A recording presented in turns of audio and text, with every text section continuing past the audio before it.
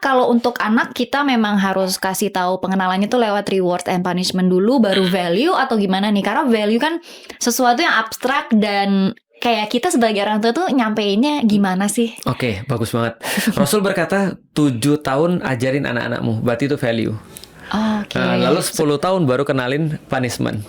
Oh, malah kebalikannya ya? Kebalikan. Jadi value dulu baru reward and punishment kan gitu kan ya. Kalau kita sekarang adalah reward and punishment dulu baru value kan Karena gitu kita kan ya. pikir itu yang mudah ya. Betul. Ternyata kebalik. Kebalik.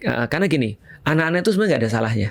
Umur 7 tahun ketika dia belum balik, dan anak-anak zaman sekarang kebanyakan balikan 11, 12 tahun, 13 tahun kan gitu kan ya. 7 tahun dia belum balik, dia sebenarnya nggak punya salah sama sekali.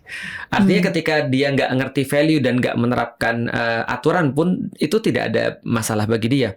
Nah, jadi bagaimana cara menanamkan value? Cara yang terbaik adalah dengan suruh ikut bapak dan ibunya. Itu cara yang terbaik tuh. Oke. Makanya suatu waktu ada orang bilang gini, gimana sih cara kita ngajarin anak-anak kita misalnya? Kalau aku sih lebih pro kepada tadi, dia harus ikut. Karena itu resep langsung dari Allah. Allah berkata di dalam Al-Quran misalnya, Qul in kuntum tuhibbunallah fattabi'uni. Allah katakan, Muhammad bilang pada orang-orang yang ada di sekitar kamu, kalau kamu mencintai Allah, maka ikuti aku. Maka ikuti aku. Maksudnya Rasul berkata ikutin aku. Maka namanya ada fellowship. Jadi ada kalau fellowship of the ring itu kan ini ya, apa namanya, Lord of the Ring ya. Kalau ini adalah fellowship of Rasulullah. Wah, Masya Allah. Betul. Jadi fellowship-nya adalah kemampuan kita untuk bisa follow Rasulullah. Jadi karena follow ini adalah cara terbaik untuk bisa belajar. Karena monkey see, monkey do kan. Iya, iya. Monyet lihat, monyet buat.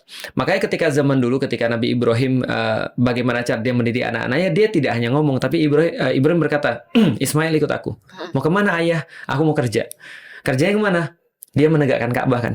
Akhirnya kemudian ketika Ismail ngeliat, oh ini kerja bapakku. Kenapa ya bapakku kerja begini ya? Dia cari tahu dan akhirnya dia bantu bapaknya. Oke. Nah, value itu sudah tertransfer kan lewat follow itu tadi. Dan banyak banget yang lain-lain juga, nabi-nabi yang lain mencontohkan bahwa follow itu adalah salah satu cara terbaik untuk bisa transfer of karakter.